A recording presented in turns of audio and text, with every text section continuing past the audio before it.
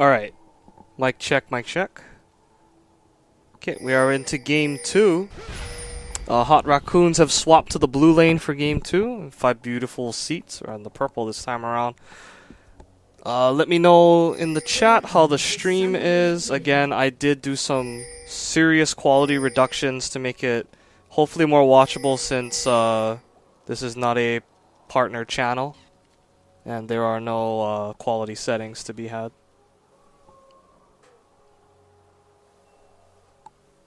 While the team's set up for their obligatory line of scrimmage, I'm going to move these around real quick.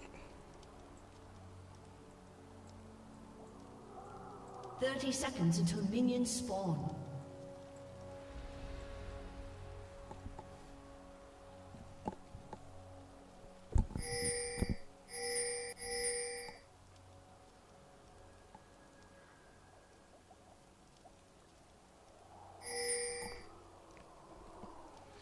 It works fine for me. Okay, good to hear. Good to hear.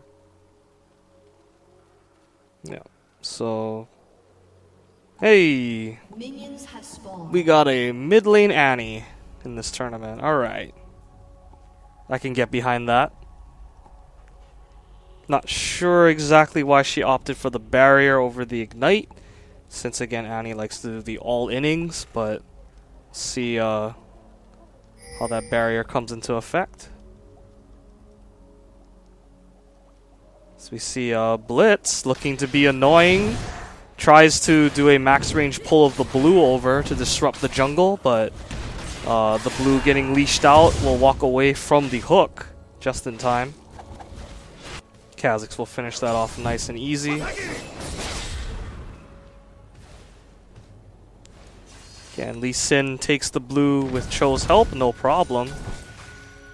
And early wards, again, bush control in this matchup so important, especially with the Crane game on the blue team. He's going to be fishing for prizes all day, as Monster Mine runs into another tornado.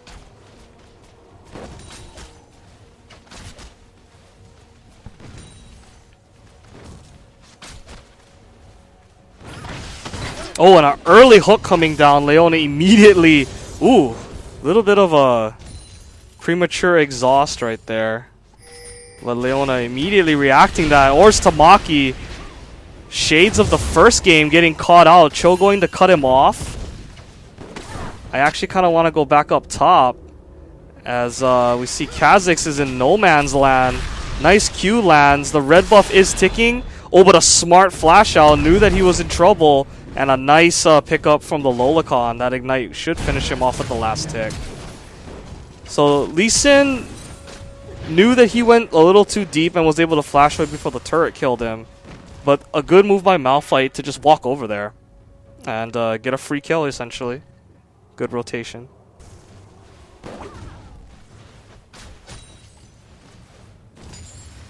Okay, so... another chaotic start, but this time it seems that the double buffs have been transferred once again to top lane, as the Lolicon getting access to that double buff, putting on a ton of damage, but those creeps also doing quite a bit. Oh, and the ignite coming down on from Cho, and Malphite's gonna die. And the double buffs are just getting passed around. That is... That's crazy. How did that happen?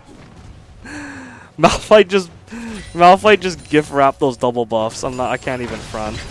Okay, so hook onto X Special 1, but that's not gonna do much. She'll just walk away. As we see Annie trying to get some damage, but she is low on mana. So she might have to back soon.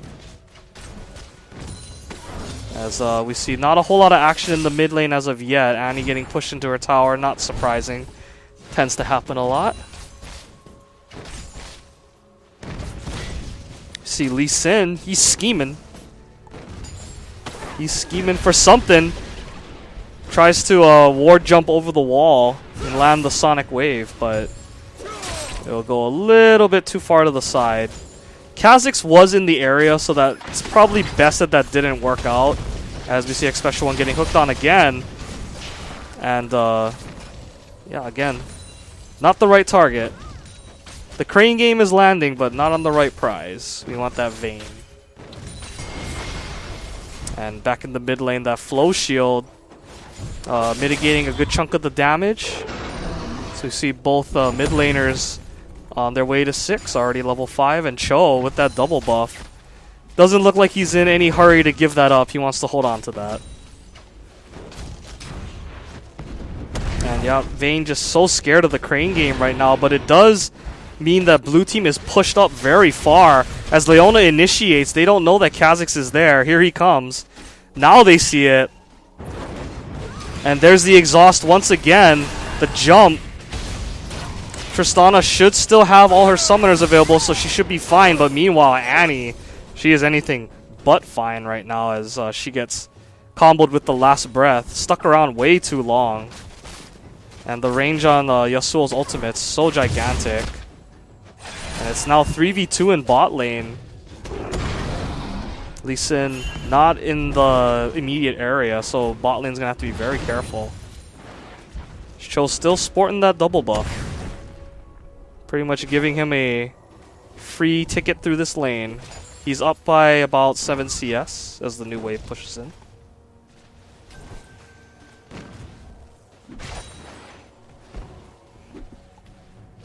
So the score is 3-1, 8.9 to 7.7. Pretty respectable lead considering that it's only 7 minutes into the game. Taking a look at the first buys across the board, looks like Annie's going for the very, very slow Catalyst into Rod of Ages build. That was a more popular build back in the day, but not so much anymore. It is going to allow her to sustain up a little bit better, but she is not going to have a whole lot of burst damage right away. As we see the second blue of the game going to Kha'Zix. And you can just really see how much pressure Annie is under right now. And there's the last breath once again. Good stun by Annie to prevent any further damage, but the wave's pushing in, so she can't keep fighting. Ooh, and Annie just missing all the CS under that turret, under a lot of pressure. Gonna have to try to calm down and regroup. Every CS is precious. You see Blitz warning the entrance to the enemy blue. Or I guess the exit in their case. To scout to see if the insect wants to come back for another gank. But it looks like the junglers are going to clash at the red again. I'm going to move up to Speedy Otter right now. He's doing the golems. And he will leave that small one as he looks like he might be looking for it. Okay, that ward's going to spot him out. So Kha'Zix immediately moving up to finish the golems and probably would have been ready to counter dive that.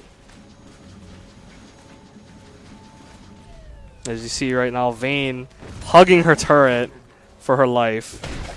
Does not want to go out there. As Kha'Zix will finish up his red. And he'll be ready to gank once again. Now that he is level 6, he'll have that stealth in.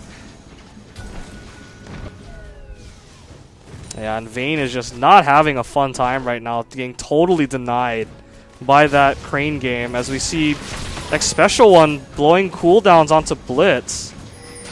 Which is just allowing Tristana more time to free farm. The hook going just a little to the right. Will not hit. And Vayne is so afraid she can't even CS under turret. As we see top lane, the insect is back. The Lolicon should have ultimate, should he choose to use it. A little bit of an unnecessary flash, but kill secured in the end, I guess. Just wanted to make sure.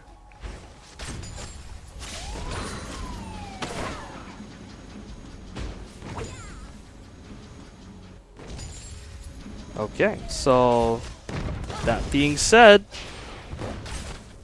top goes down. Kha'Zix will shove out that lane as Malphite goes back to buy. Let's see what he picks up. Looks like he has the makings of Merc Treads, but we'll see what he decides to buy first.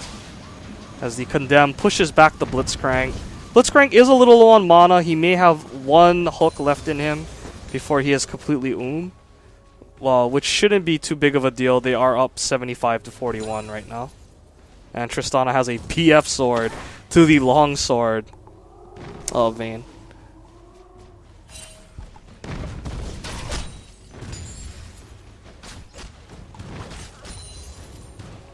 Yeah, it looks like Lee Sin doing a little bit of counter jungling, taking away the rates. And he'll leave the little ones, I'm sure. For Kha'Zix, says he's a nice guy. But it looks like Kha'Zix is going to run into Lee Sin. Quick ward hop over the wall. Annie's super low on health, though. Cannot afford to chase that and get pinched on.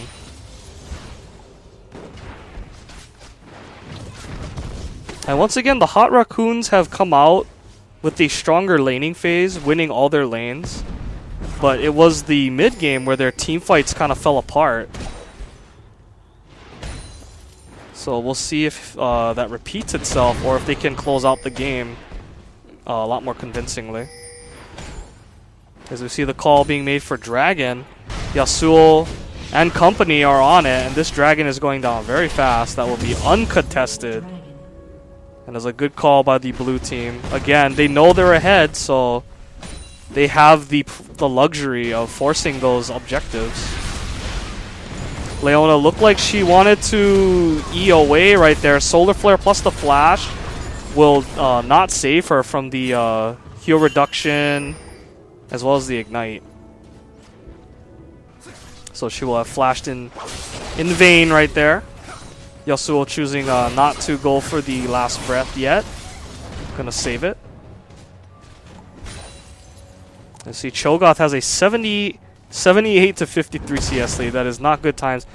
His items are a little unusual, though. I see that he has 2 daggers and a Fiendish Codex.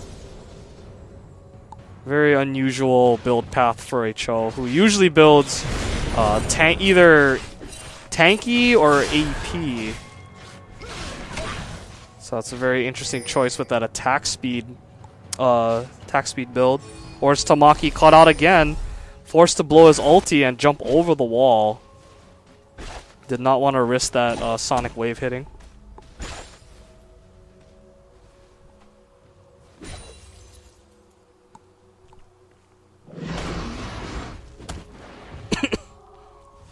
So just passing the 13-minute mark. Again, the score is 1-0 in favor of Hot Raccoons. And this is still winner's bracket, so 5 beautiful seats will get at least one more set before they are eliminated from this tournament, but they do not want to go down to loser's bracket this early. They want to try to win as many as they can before dropping down, if at all possible.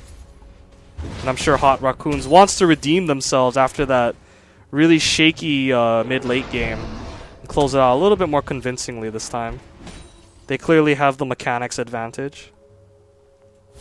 As you see Vayne suffering very much with that 58 CS at 13 minutes. Only with a Cutlass and it looks like either parts of the Berserker's Greaves or parts of the Bork. I'm guessing it's part of the Bork. And Tristana almost has her Bloodthirster finished. So we see Blitz going off to possibly reward or look for a roam. As the missing pings come down, wards the try. That will get spotted out though.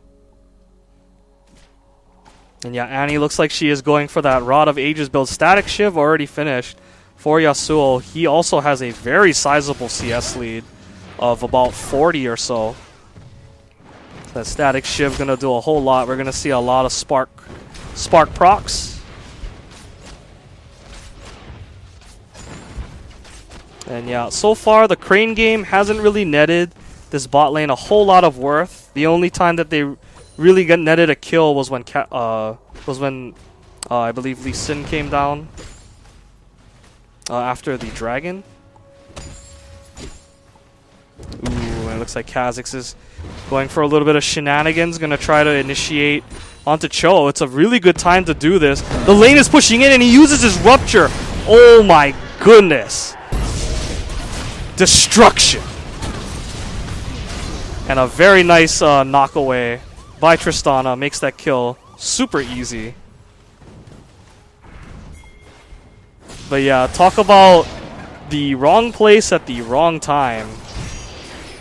Cho'Gath just walked forward because the lane was pushing, and he used his Rupture on nothing. That was just really unfortunate. Yeah, and once again, the game is pretty even, but the lanes are still not in a good shape for the purple team. It was a good pickup by Ors Tamaki, though. It was a great kill and a good jump away right there to avoid the potential execute from Lee Sin. But the turrets are falling fast. Again, Vayne just with no lane presence right now. Vayne already starts out much weaker than most other AD carry lanes. So when she gets denied this hard, things just get exponentially worse. Oh, the crane game lands through the wall. But again, it's the wrong prize. It's the tanky Leona. And Tristana was not in position to jump on top of her to slow her down. Yasuo was coming around, but he was not quite in range yet.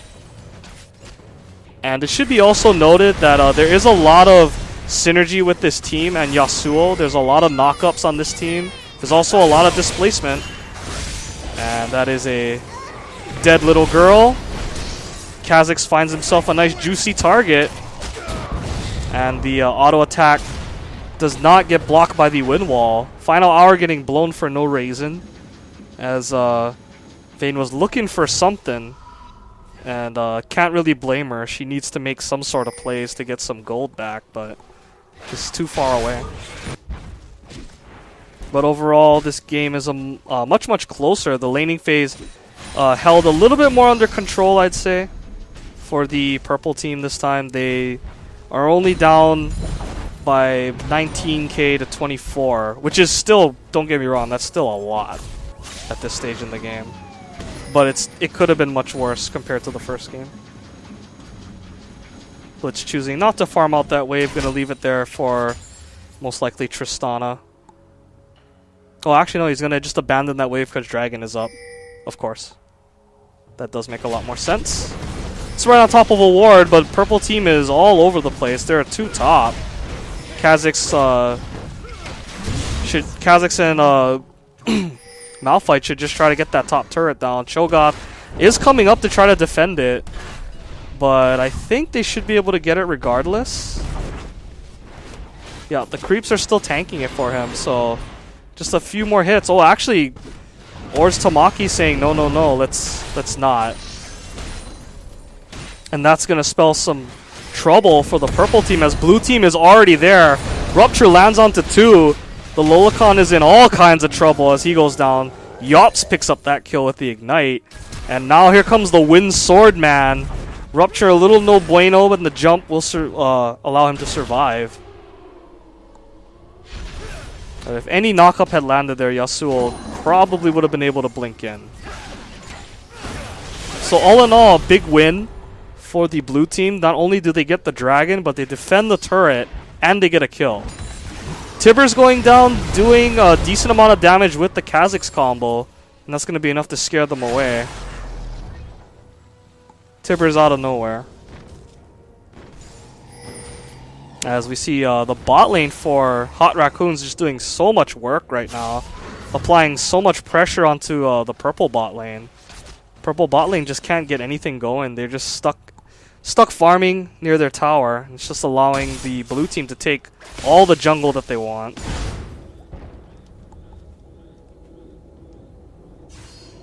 Coming up on the 19.5-minute mark. This is game 2 of Winners Bracket Round 2. Hot Raccoons versus 5 Beautifool seats. The gold lead has grown just a little bit, 28.8 to 22.6. But purple team definitely still has a chance to turn this game around. It's not out of their reach quite yet. Crane game goes wide to the side. And Malphite with that BM doing a little dance. And throws the taunt down as he walks away. Taking a look at the items across the board for both teams. Definitely some items starting to hit their mark for the purple. Again, a very unusual choice with Cho instead of going for the immediate tank item. He goes for the Gnasher's Tooth for the attack speed. And we see a little bit more of a traditional build from Tristana with the IE, not opting for the Bloodthirster as the fight breaks out by Dragon. Final hours pop. The blue team is split, running for his life. Gonna run right into Malphite. Ooh, he really should have let Vayne pick that kill up. Vayne needs to get gold in a bad way right now. But still, a kill is a kill, and they will take it. And again, because the game didn't spiral so far out of control for the purple team, it's definitely feasible for them to make a comeback at this point. It's definitely going to be a lot harder for the blue team to just roll over them right now, especially if they keep getting caught out like that. Sonic Wave, Resonating Strike lands onto Malphite. He is slowed. He does not have Unstoppable Force to get away, so he is most likely going to just die. And the kill going over to Tristana. Again, so big that those 80 carries are getting the kills. Ooh, and it looks like Annihilate's X wanted to use his last breath right there. But because the knockup did not land, he was not able to go for it. But with no Tibbers to help her, Annie's probably going to have to concede that turret. She does have the health advantage, but with Lee Sin in the area, it would be very risky to stick around. Blue team shoving up onto this turret. Very aggressive jump forward and a nice slow and silence, preventing Kha'Zix from getting away. As we see purple team trying to man up on this bot turret, but again, blue team able to defend the push. And just like last game, they are just taking objective after objective in a very snowball-y fashion. As we see the Lolacon going to die again. Sonic Wave does miss, but it should be okay. As the Lee Sin kick finishes him off. And again, we have an inhibitor turret being traded for a outer turret that is just definitely not worth. And then this time, they're not even gonna worry about coming back for the inhibitor. They're just gonna take it right away. Tristana's attack speed and damage just so good right now. Normally, Tristana has that part of the mid game where she's just not really a factor, but because of all the gold she got in lane, plus all the kills afterwards, she's just ready to go.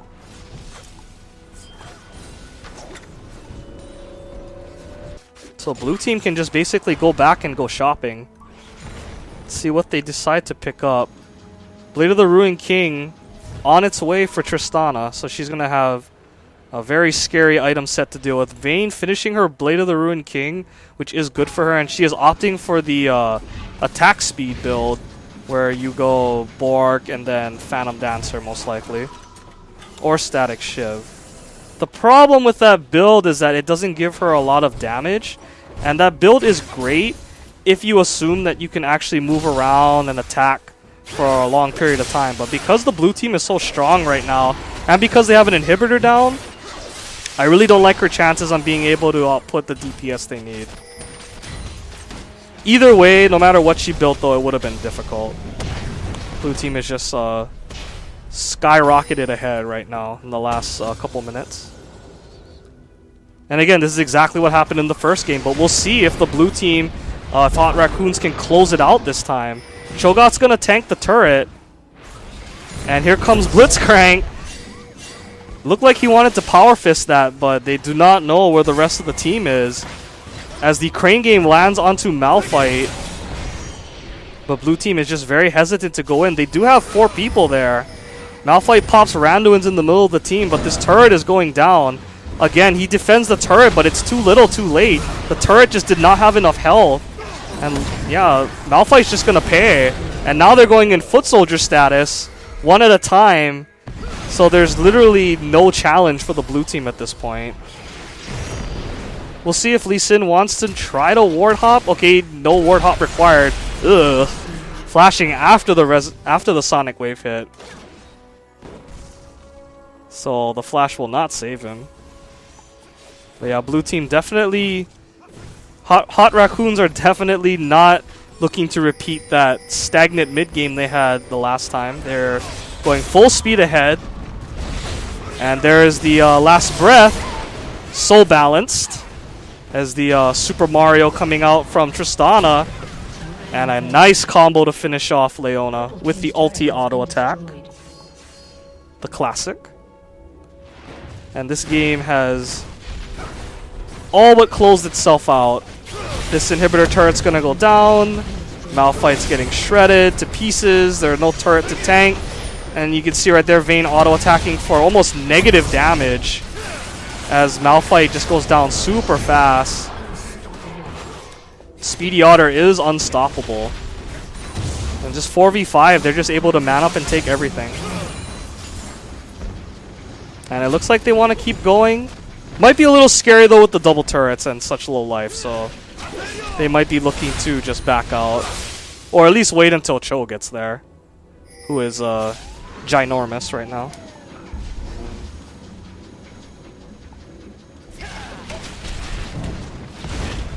Yeah, not much else to say at this point. Blue team, Speedy, not Speedy, Hot Raccoons, excuse me, have corrected their mistakes from the first game. They are doing what they have to do. They're taking their gold lead and they're shoving it down 5 Beautiful Seats' throat. They are not giving them any chance whatsoever for a comeback. The gold is 46k to 32.2. This game is all but over. 2 inhibitors, one inhibitor exposed, another one down. The super creeps are going to be so much trouble for the purple team at this point. It's going to require multiple people to clear them out. So basically blue team owns the entire map at this point. And yeah, if I was the blue team, I would probably just rotate around, take all the objectives that you can, get your buffs, maybe just take Baron just because.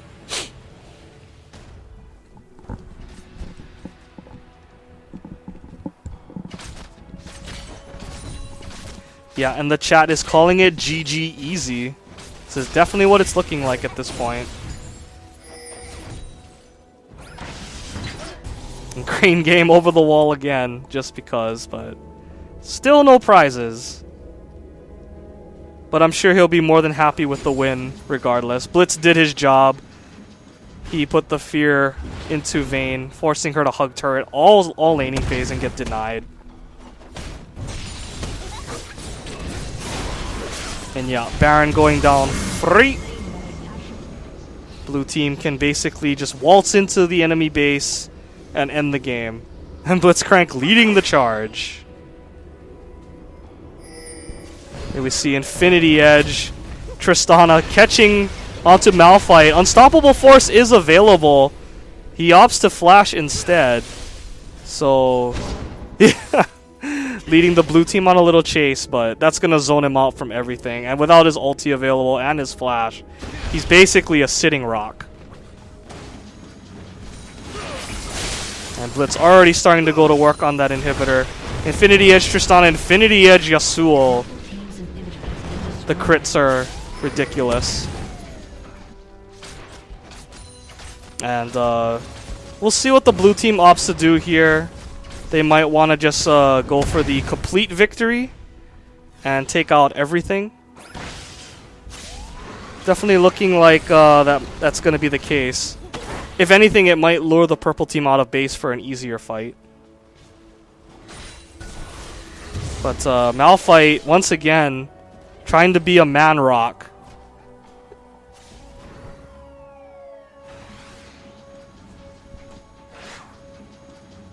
Wants to defend this turret, but this turret is just so dangerous. So easy to get flanked from behind by the robot. He is taking a lot of damage though. Here comes Yasuo. He is leading the charge along with Lee Sin. And Malphite has no unstoppable force. Not that I think they could stop this anyway. The gold lead is just too great as Blitzcrank, with all the baits, X Special 1 goes down in a blaze of glory. Tibbers coming down to shut down Blitzcrank. But Tristana's doing so much damage to the turret at this point. And here comes the Super Mario special. Rupture missing onto Annie, but when you're silenced as a mage, it makes little difference. And with that, they could honestly just focus down the Nexus turrets. This game is a Reynolds wrap. Hot Raccoons redeeming themselves from the last game where they almost threw it away. But they bounced back very nicely, shut down all their lanes. Unstoppable Force coming down. Time to pad that KDA. As Yasuo going super hard right now. And the Nexus will get finished off by the creeps. So that will be Hot Raccoons moving on in the winner's bracket. They will move on to the quarterfinals. Congratulations.